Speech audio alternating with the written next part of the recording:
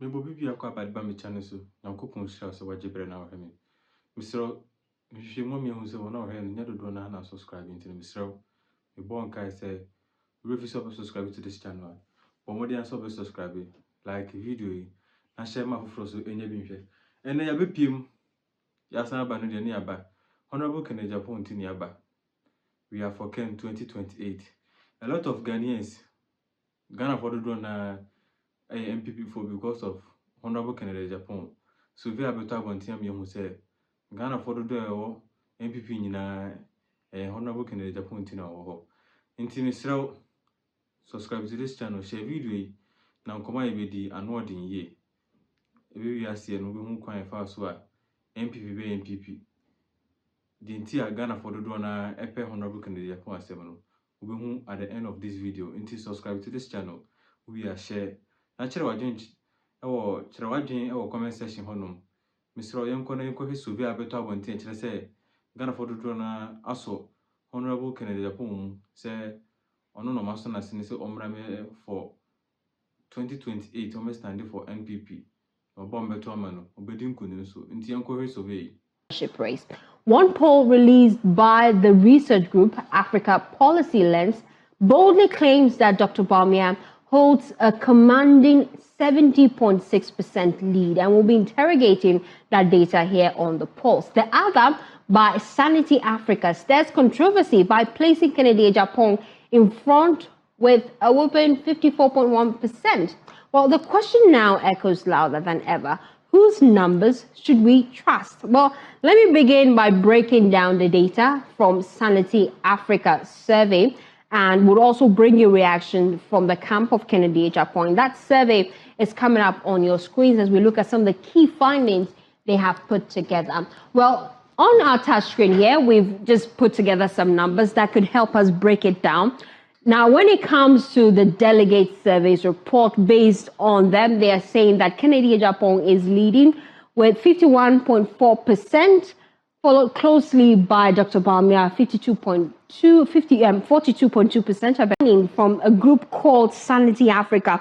They've been doing some digging in to find out who exactly the delegates will be voting for coming elections as the party looks at reclaiming power. And we're looking at that this morning because that's not the only survey out for grabs. And we'll be getting reaction from the camp of both Ken Japan and Dr. Bawumia because another survey has also popped up. And this other survey is actually what we're going to be looking at very soon, just to get a sense of what exactly their findings are.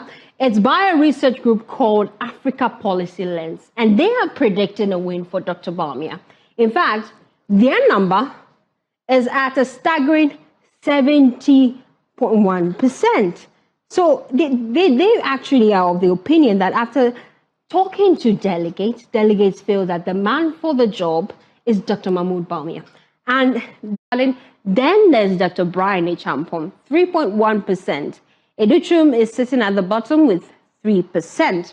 That's the data they're providing us this afternoon. Well, let's look at the regional breakdown of this survey that they put together by Sanity Africa. Just look at some of the key regions and their prediction as to how delegates would vote. Mind you, the National Delegate Conference is coming up within a matter of 12 days. And so we're looking forward to how this will pan out. When it comes to the party breakdown, when it comes to regions, let's look at the Ashanti region. They're predicting Ken Japan will win that seat with 53.5%.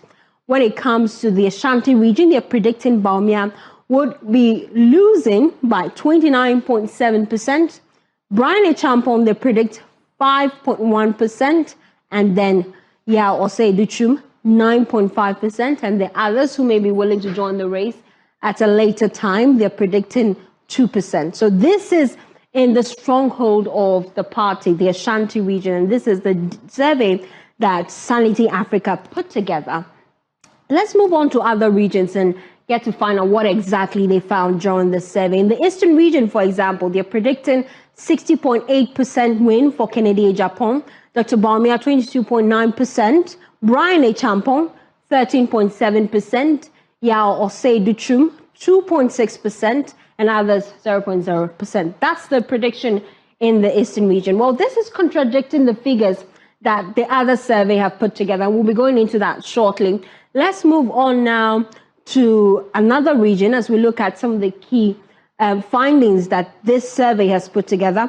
When it comes to the Greater Accra region, they're predicting Kennedy Japan will win the primaries with 52.5%, and that Bawumia will follow closely with 38.9%, Brian Champon 5.2%, Yawose Duchum 2.8%, and others 0.6%. So these are the key areas.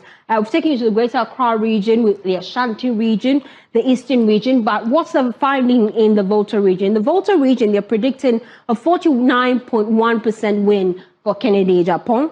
When it comes to Bawumia, they're predicting a 46.3%. He's following Kennedy Japan closely. Brian Champon, they're predicting 1.5%, and then Dr. Yawose Duchum, they're predicting 3.1%. Others 0.0%. This is what we're interrogating today. We want to understand their sample frame and what technique they use to gather this data. As we look at the conflicting data from both Sanity Africa and themselves as well. So let me bring in Dr. Hayford Mensah.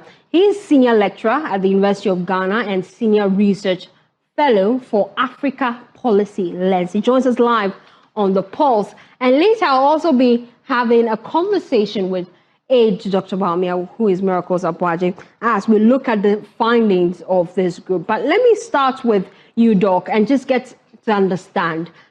First of all, what sample size did you use to collate your data, and what technique did you adopt? Thank you very much, and good afternoon to your cherished viewers and listeners. And so we set out to conduct this poll, keeping in mind the voter population of 80,774,159 potential voters for the 2024 GETMA elections. And so in every survey, you need to make allowance for what we call the margin of error. And so we accounted for a 2% margin of error, but with a confidence interval of 99%. In other words, if we presume to make errors in our estimation or whatever, we are expecting that it should be plus or minus 2. That is the whole idea. So when you apply this to any basic sample size calculator, you would have a total sample of 4,160. And this 4,160, we decided to reach out to all 276 constituencies that we have in the country. And to do that, we identified the constituencies and the number of voters proportional to those constituencies and assigned numbers to them. And so you don't have equal numbers throughout, depending on the constituency and the number of voters that we expected. But when you aggregate everything, it comes to 4,160. And that is what we did. And so when we go into any polling station that we identify, because we work in over 832 polling stations, that's where we collected our data from across the country. And any polling station we go to, we have a criteria that we follow. Try to identify a young person, depending on whether it's an urban or a rural setting. If it's a rural setting, obviously we'll look out for the most economically active profession. If it is farming, we identify a farmer. If it is trading, we identify a trader within that bracket and speak to them. So these are the modalities we followed in getting our numbers across for our poll. No breakdown. How did you arrive at the figure you've put out? What were the findings? Let's start from the Ashanti region, for example. Now, if you take overall, if you look at the overall population, this poll had a number of objectives. Number one was to find out what exactly accounted for the loss of the New Patriotic Party in the 2024 elections. Number two was to also find out who were the population that did not go to the polls, to the ballot to cast their vote. And because this was, we noticed that a number of people did not actually cast their ballot. And so we wanted to understand which demographic population were they and where could they be found. And number three, to also gauge the political future of the New Patriotic Party, as well as even for the National Democratic Congress. And when you put everything together, so don't forget, based on what we have described, we're speaking to both persons who identified, in fact, 55% of the people we spoke to identify themselves as being pro-NPP people who ordinarily would vote for the NPP. Then we have people who identify themselves as being within NDC, were 44%, and other political parties took the rest of the numbers. Now, when you put all of this together, and the question is posed to them, if you were NPP delegate, who would you vote for in the NPP or to become the leader for the NPP? That is the NPP flag bearer race. And here, I want to clarify that here is looking at overarching population, irrespective of political affiliation. And you have a staggering 52% of them indicating that they would prefer to have someone like Dr. Mahmoud Bawumia to lead in the NPP, especially given that after His Excellency John Mahama, they need somebody who can actually continue within the space of leadership in the country. And based on what we had already found out to say that which political party do you belong to, etc., we were able to disaggregate the data to find out whether or not these responses we are getting is driven by the pro-NPP people or the pro-NDC people.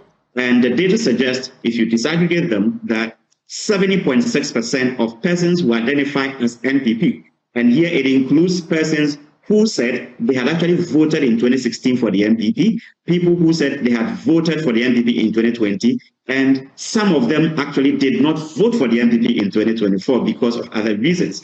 So these are the people who say, 70.6% say the best person, in their opinion, to actually lead the NPP in the lead up to 2028 general election should be His Excellency Dr. Mahmoud Bawumia. Then if you look at those who believe it should be Honorable Kennedy Ajapong, it's about 21.4%. Okay. Now, if you take persons who identify as NDC and you throw the same, disagree the data with the same group of people, you find that 48.4% of them actually say that they prefer Honorable Kennedy Ajapong to be the leader of the NPP going into the general elections.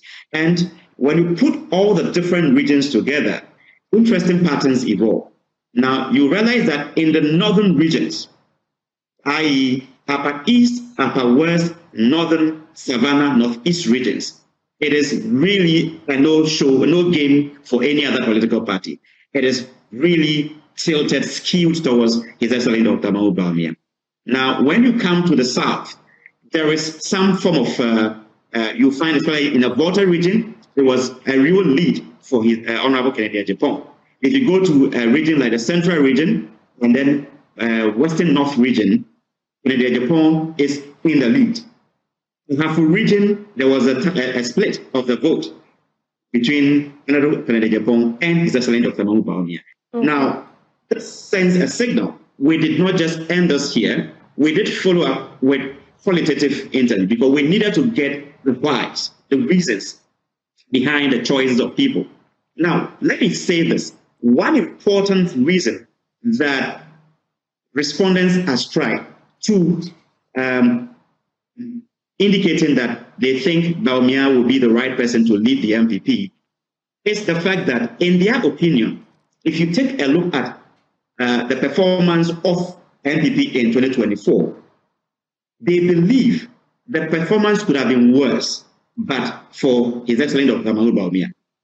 And that is number one. Number two, if you look at the contribution as to who, in their opinion, really played an essential role in even keeping the party together before, during, and after the elections, his name pops up with a staggering 73%. And this is followed closely by the role of Samira Bawumia.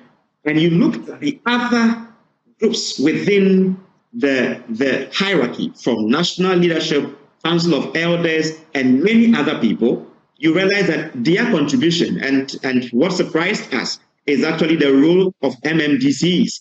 Their role in the entire campaign and everything was really identified to be negligible. And so that for me is revealing, and I believe the political flag bearer contenders would have to take a cue from that and see who they're actually aligning with to make sure that they actually get this. Now, other reasons, you take the northern factor. Persons believe that His Excellency John Dramani Mahama was able to get a number of votes in the North because he is the son, they call it, of the northern region. And so there was a bit of a split. And before the introduction of His Excellency Dr. Mahmoud Bawumia, it had been what ordinarily we all would say a stronghold of the NDC.